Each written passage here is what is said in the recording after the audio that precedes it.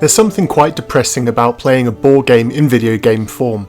For decades the industry had often done nothing more than port the basic rules of the game, slapped on some graphics and music and shoveled it onto store shelves, more often than not as budget titles. It wasn't really until the release of Mario Party that board games suddenly became a hot party genre.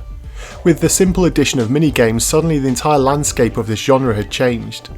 Gone were the days of mindless versions of themed chess, and we now had a new benchmark to look to. Perhaps being the all-time classic board game, it was no surprise that Hasbro published a version of Monopoly, this time developed by Mind's Eye and released in Christmas of 1999, no doubt to cash in on family get-togethers around the holidays. Now anyone who's ever played the hundreds of versions of Monopoly over the years will feel right at home. The core gameplay rules remain unchanged, and it's still all about building up a property dynasty and bankrupting your opponents. With the 3D console release here, you have fully 3D graphics, real world structures and buildings, and animated tokens to spice up the visuals of the game. Thankfully there are a whole host of options to customise the rules, and so if when playing the real life board game you often had your own small tweaks to how you would play the game, then you can probably adjust the rules here to play the exact same way. Like many games designed for multiplayer play, Monopoly really works best when playing with others around the same console. The thrill of seeing your opponent's cash dwindle or landing on your property and having to pay you rent can easily heat up the competitiveness of any gaming session. That's not to say that the AI opponents are slouches though. You can actually set your computer controlled opponents with a personality, and so if you want to play against a cautious opponent you can, but if you want a real challenge you can choose somebody really intelligent or bold in their decision making. Second guessing your opponent's decisions helps you take away from what is a visually disappointing affair.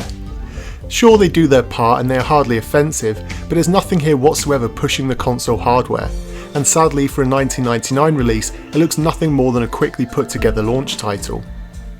The textures look basic and are certainly rough around the edges. The tokens too have a limited range of animation that makes them appear stiff and lifeless. I know they're supposed to represent the real world tokens, but the middle ground they seem to be on doesn't really work in the game. On a plus point though, it was rather cool seeing Mr. Monopoly appear from time to time at key moments in the game, like auctions, where he acts as the master of ceremonies and handles the deliberations. The camera moves around freely, and so it's nice visually to see different cuts of angles or shots, even for mundane sequences like a token moving across the board. In terms of the game's audio, it's really a missed opportunity. The sound effects are all very cartoon-like, which does work in the game, but after hearing them multiple times in a row each time you do something as simple as moving across the board, it becomes slightly annoying even at the end of your very first game.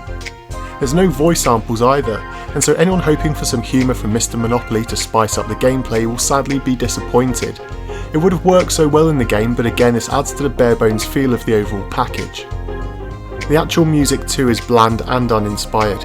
It loops over and over, and the sound effects too become tiring to hear it after they loop for the 100th time. It's also a very unusual style, and it comes across confused rather than interesting. It feels almost as if it was a placeholder test track which was actually left in the game for no apparent reason. Overall though, Monopoly 64 is a niche title designed to appeal to all ages, but not really concentrating on any of them. Younger kids will enjoy the simplistic controls, the animations, and the fact that it's Monopoly on a console instead of the living room table. Adults will enjoy the opportunity to get friends and family around a console, but in my opinion you'd have a lot more fun with the real life board game. Whatever you do though, don't play this on your own, because after one game that will be all that you'll ever want to experience.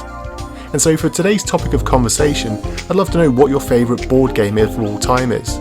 Personally, I loved Atmosphere when I was a kid, and its crackly VHS tape and hammy acting was wonderful. So let me know your thoughts in the comment section down below, and until next time.